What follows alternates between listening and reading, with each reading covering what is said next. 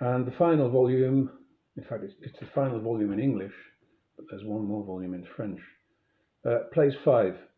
This is covered in black because it kind of felt like script which didn't really fit into any other of the other four volumes. It wasn't family, it wasn't this, it wasn't that. These are quite hard, serious theatre pieces with controversial subjects, you might say. So the first is A Horse with No Name, which was written in 2003. I started writing this in the early summer of 2003, 2 or 3 months after the invasion of Iraq, with the climax being the Battle of Baghdad. I felt like I was being brainwashed by the media day after day on facts, statistics, and events concerning the build-up, the invasion, and then the aftermath and anticipated discovery of WMDs. As time wore on, it began to occur that the WMDs had never existed, and it all been used as a pretext for invading another country and stealing its oil, and that depressing sense of betrayal by Tony Blair, bullied by George Bush, grew, millions across the world experiencing the same anger that I experienced. I endeavoured to get an independent education on the subjects concerned and started researching. The historical, social and political links and materials I unearthed became the basis of many conversations between these two well-rounded characters in my script, an American captain in the Rangers and an ex-army Iraqi bar owner with a British education, both trapped in the Iraqis' illegal bar after a missile strike. I combined this with another idea in which two actors play a real game on stage, and the outcome, that is, who wins and who loses, is unknown until it's actually played, the actors themselves outplaying each other. I liked and still like the randomness of this idea. It can be easily controlled as it happens at the very end of the play and doesn't affect the ending. Like most writers, I don't want people to kill each other. I want people to talk to each other. My logic is simple, perhaps too much so. As long as they're talking to each other, as long as we're talking to each other, we're not trying to kill each other. European history is littered with strife and conflict based on lack of communication or lack of openness. These two guys don't just talk to each other, they find common ground, common subjects of conversation, and they make each other and us, the audience, laugh. Unfortunately, there were horror stories coming out at that time, such as the trial of the female soldier for abusing male prisoners, and writing about such serious subjects in such a light-hearted way, whilst being so emotionally and physically removed from the reality, seemed to me disrespectful and naive. But since then, 1,000 more real-life horror stories have emerged, so who knows? Next is Space Jockey, which was written around 2004. These events all happened in London between 1988 and 1994 and revolved around the telephone sales advertising business. At that time, before the dawn of the internet changed perceptions of mass marketing and media, millions were generated through this form of advertising. To recap, that's basically a salesman telephoning the owner of a company he's never likely to meet in person and convincing him or her to part with significant sums of money in return for an advertising opportunity for the seller's company or business. To those convinced they would never fall for such a ploy, it sounds implausible as a concept, but it did and does work. The drawback is that there are as many cowboys and fly-by-nights out there as much as there are legitimate firms who are able to deliver what they promise. Some are unable to deliver what they promise, but it's not always easy to tell them apart, especially now that anyone can have a website and make bold claims of their own credibility. This version was written in 2002 and performed in the same year in Durham City. It was then reworked and performed again in 2003 in Newcastle upon Tyne, until finally arriving in London in 2004, where it picked up good reviews from Time Out, The Guardian and The Stage. Although the three magazines criticised the opening as being too long, I stuck by my guns because I thought it was necessary to explain to the uninitiated and cynical audience members how the concept works. Although capable of being performed as a one-man show, the play features 5 male characters. Next play is One of the Lads, which came out of 2004.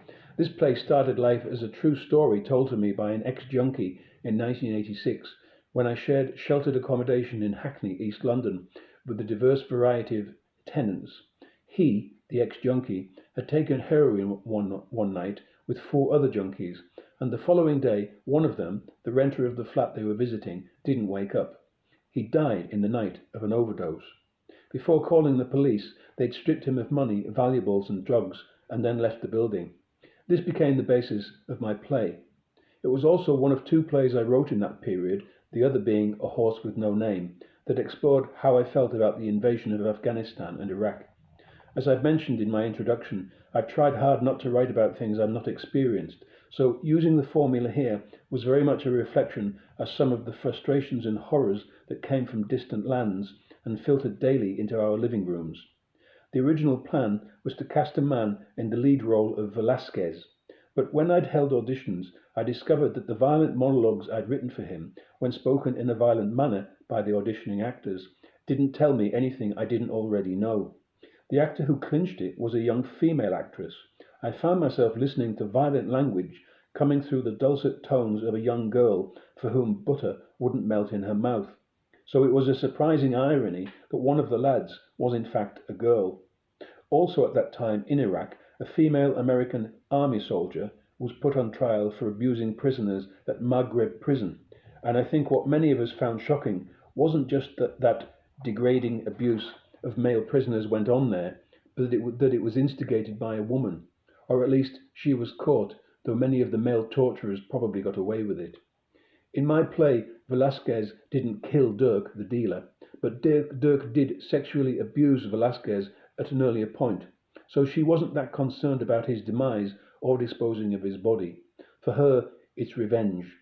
A parallel was to be traced to how George Bush Jr. revenged himself on Saddam Hussein in George Bush Sr.'s name. Making a body disappear is quite feasible, as I heard from friends of mine who worked in industrial meatpacking plants, but the manner in which she does it, cutting up Dirk's body, feeding the remains to dogs, and then crushing the bones to make fertilizer, was made to sound not only practical but quite feasible. She saw Dirk's death as an opportunity, getting rid of him and stealing all his ill-gotten gains, just as the coalition forces saw Saddam's death as an economic opportunity. If blatant symbolism could be applied to the characters in my play, then Velasquez represented the British government, Mick represented the American government, Dirk represented Saddam Hussein, and Cole represented the British, American, and Iraqi civilians in the street.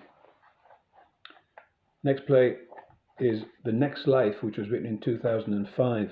The Next Life started its life as a short novel published under the title A Teesside Voice, but then changed in later years to All This Is Mine.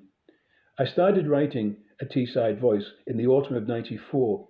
I'd been living 100 miles an hour, 24/7 lifestyle of drugs, parties and soul-destroying jobs for about 10 years in London up until that summer, when I'd literally left London overnight after losing my short-lived publishing business and returned to Darlington.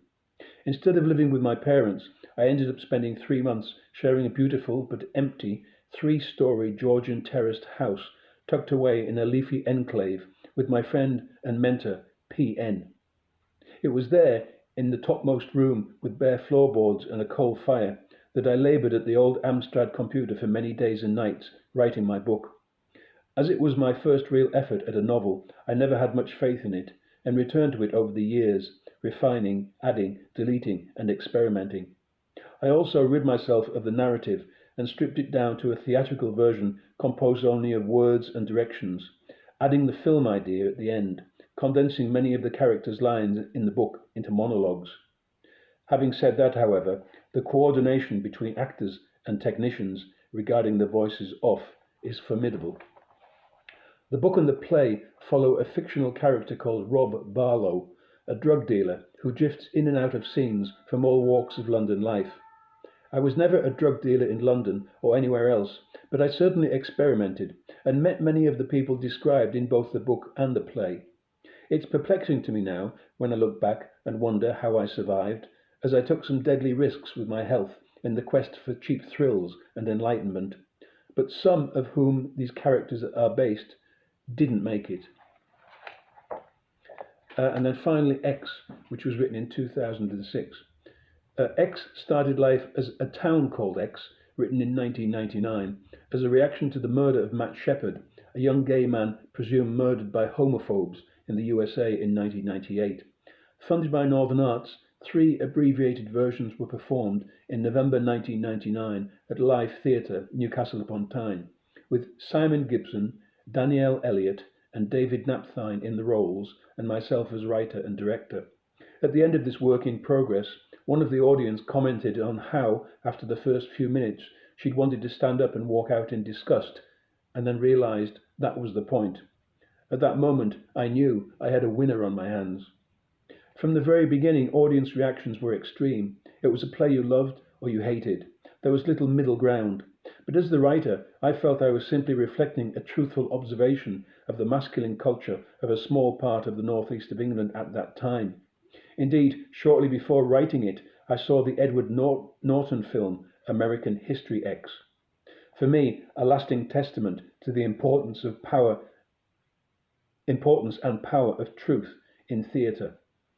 The first few pages are wall-to-wall, testosterone-packed, aggressive, sexist language, but sewn in there are subtle contrasts between dominant and submissive personalities at work. One critic compared the work to Edward Bond's Saved, an observation I found complimentary. It was subsequently rewritten, removing the female character and absorbing her into the male roles. With actors Terry Betts and Dave Hanna, we performed it on a shoestring budget in a gay bar in Newcastle for 3 weeks, with pre-recorded songs by David Bowie. The cast of X is made up of 2 male actors who subsequently double up as a pair of straight friends and a gay couple. The play is dedicated to the memory of Matt Shepard and all people who suffer prejudice for their choice of sexuality. In 2015 in Prague, it was translated to the Czech language and performed by a company called Drag Addicts for the Pride Festival there, and I was invited as a guest of honour. Place 5.